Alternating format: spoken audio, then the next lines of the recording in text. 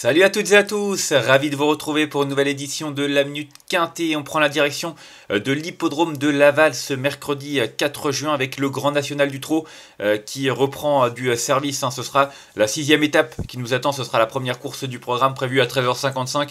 Bien entendu, des chevaudages qui sont au départ, sans limite de gain. Il y aura 16 concurrents en lice sur le parcours de 2850 mètres avec un recul de 25 mètres pour les 8 concurrents les plus riches, donc la moitié du peloton. Il n'y aura personne au troisième échelon, donc voilà, un quintet qui est assez bien composé, même si on pourra regretter l'absence des 3 premiers au classement général. Et voilà, peut-être l'absence également de quelques stars. En tout cas, on a malgré tout quelques bons chevaux de pointure parisienne, même très bons choix, à commencer par le 16 que j'ai retenu en tête, Ulysse Digeo, qui a vraiment éclaté cet hiver. Il a réalisé vraiment un superbe meeting sur la centrée parisienne et puis il a poursuivi au printemps. Il faut également le reconnaître. D'ailleurs, il reste sur une très belle victoire devant Iroise Delanoë ou encore Arasius Della et Rossibet. Donc voilà, vraiment des chevaux de qualité. Il est bien engagé au deuxième poteau, c'est le plus riche au départ. Donc pour moi, il a pas mal d'arguments à faire valoir, surtout qu'il est déféré des postérieurs. Quand on regarde ses 6 dernières sorties dans cette configuration, c'est 5 victoires et une troisième place. Donc voilà, je pense vraiment qu'il découvre un bel engagement et malgré son handicap initial, à mon sens, il est capable de mettre tout le monde d'accord. Ensuite, j'ai retenu le numéro 6, Jingle Dupont, qui n'a pas été très chanceux les 2 dernières fois, notamment l'avant-dernière fois où il était disqualifié après enquête suite à une faute en début de parcours dans un quintet. Donc voilà, c'était du côté de Caen. Il a remis les pendules à l'heure depuis, en se classant 3ème à Vincennes, mais même là, il a été malchanceux, il n'a pu s'exprimer dans une course remportée à la surprise générale par Unico Broline. Il était également battu par Gabriel Aduem, mais voilà, le lot était bien composé, il battait notamment Hero Cibé. C'est un cheval qui sait finir ses courses, qui a beaucoup d'arguments à faire valoir, qui est une nouvelle fois déféré des 4 pieds, et puis surtout, il a couru 3 fois à Laval, il a une victoire et une 4ème place à son actif, donc il a le parcours, il le connaît, il l'a déjà bien fait, donc voilà, je pense vraiment que la piste plate va le servir, et pour moi, s'il a le bon parcours, il est capable de s'imposer. Il y a juste le petit bémol d'avoir couru une nouvelle fois rapproché, mais on l'a vu, c'était pas forcément embêtant. Jean-Michel Bazir, enfin l'entourage Bazir, lorsqu'il prenait le risque de courir à quelques jours, ça se passait pas trop mal. On l'avait avec Kylian Fromentro notamment, donc ça ne m'inquiète pas qu'il ait couru le 30 mai. En tout cas, c'est clairement un cheval dont il faut se méfier. Ensuite, j'ai retenu en 3ème position le numéro 8, Hold Up du Saptel. Pour moi, c'est vraiment une bonne base au départ de ce quintet. Il reste sur une 3ème place dans l'étape disputée du côté du Croisé-la-Roche. Donc la forme est là. Et puis voilà, Pierre River a fait le déplacement. Il joue le jeu. Il a 2-3 représentants, je crois, dans cette réunion, en tout cas de son entraînement. Laissez-moi juste voir. J'en avais vu un autre dans la réunion. Je ne sais pas s'il en a plusieurs, mais en tout cas, il en a au moins 2. Ce qui est déjà plusieurs. Mais ce que je veux dire, c'est que voilà, c'est... Ouais, il en a 2. Il a le dub du Saptel et il se bat du Vivier au trop monté. Donc voilà, je pense que il a pris 2 bonnes cartouches pour faire le déplacement. En plus de ce Abdel du Saptel, ça va être vraiment un cheval qui va apprécier ce parcours piste plate. Et vu la qualité de l'engagement en tête, pour moi, c'est un cheval qui doit pouvoir finir sur le podium. Au pire 4ème, mais c'est vrai qu'il est capable de tout faire durant le parcours. Et ça, c'est un atout qu'il devrait mettre à profit. Ensuite, j'ai retenu en 4ème position le numéro 3, Imperator Della, qui vient lui de décevoir dans l'étape du GNT du Croisé-la-Roche. Il était très en vue, il était en tête quand il s'est montré fautif à l'entrée de la ligne droite. Je dis pas qu'il aurait été au bout, mais voilà, on sait comment il est lorsqu'il est en tête, ce cheval-là. Il est dur à cuire, il est difficile d'aller le déloger, donc voilà, il a vraiment franchi un cap lui aussi l'année dernière, réalisant vraiment de très belles valeurs, notamment une 2ème place dans la finale du Trophée Vert, mais il a également des références à faire valoir sur des pistes en dur. Franchement, il a battu des chevaux d'un sacré calibre, donc voilà, je pense que s'il montre son vrai visage, il est capable de monter sur le podium, peut-être même de donner du fil à retordre à Ulysse Digeo et à Jingle Dupont. Maintenant, il faudra voir de quel bois il se chauffe, mais c'est vrai qu'avant le coup de défaire des 4 pieds, on peut en attendre un rachat. Ensuite, j'ai retenu en 5ème position le numéro 2, Ibiza Bella, que je reprends également en confiance dernièrement. À Vincennes, seulement 8ème. On s'attendait à mieux de sa part, surtout après sa 2ème place dans l'étape du GNT disputée à Mort de Bretagne. Elle avait fait un sacré bout pour finir. Elle avait été juste battue par Je Rêve Dubois, qu'elle retrouve également.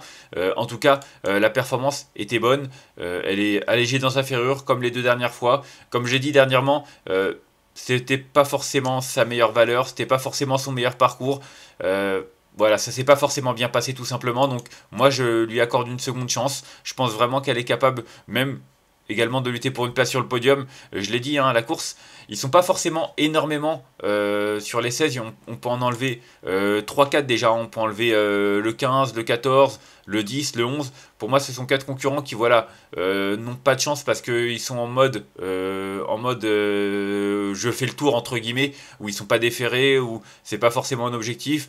Le numéro 12, Galad Crane, pas en super forme. Habit de soirée, pareil. Enfin voilà, même si Habit de soirée, c'est Eric Raffin et qu'il faut toujours s'en méfier, ce que je veux dire, c'est que il y a déjà 4-5 concurrents comme ça qui ont l'air d'être un petit peu en dessous. Donc voilà, déjà ça limite un petit peu les chances. Mais malgré le fait qu'on puisse écarter quelques concurrents, il y en a toujours quelques-uns qui peuvent jouer les premiers rôles. Et c'est vrai que voilà, j'étais sur le 2 Ibisabella.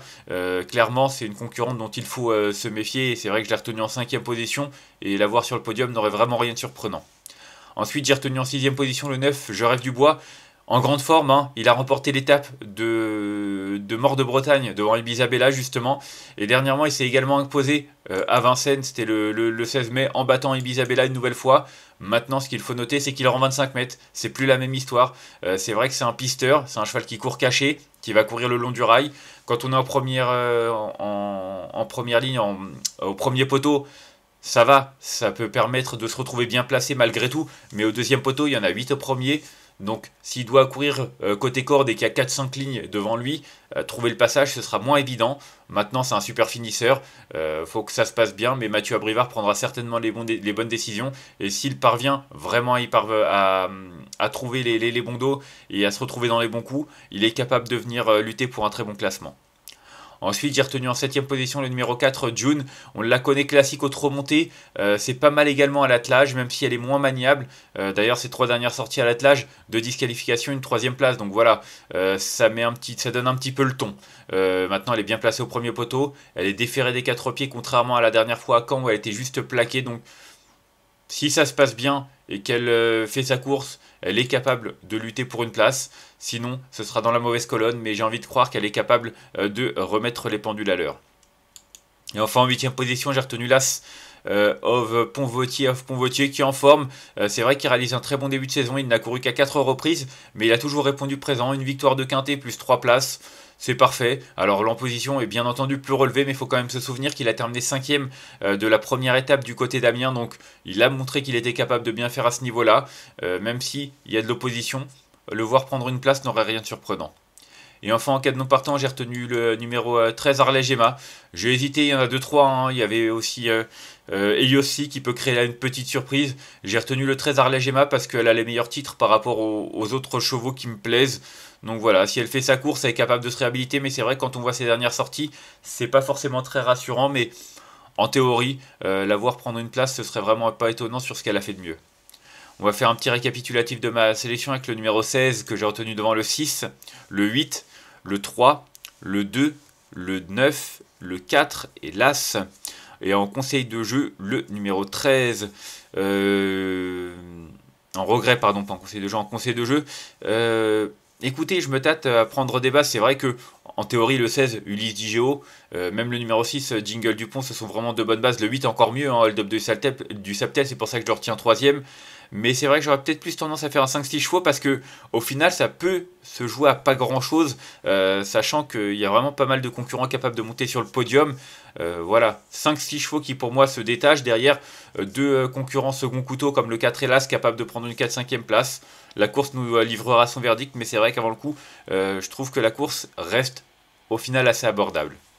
On va se quitter là-dessus. Moi, je vous remercie d'avoir suivi cette nouvelle édition de la Minute Quintet. Si vous avez aimé cette vidéo, n'hésitez pas à la liker, à la partager ou encore à vous abonner à notre chaîne YouTube en cochant la petite cloche pour être au courant des prochaines vidéos. Jeudi, on se retrouvera comme d'habitude du côté de Longchamp hein, pour les jeudis spéciaux du côté du Temple du Galop. En attendant, je vous souhaite une excellente journée et de bons jeux à tous. Bye bye.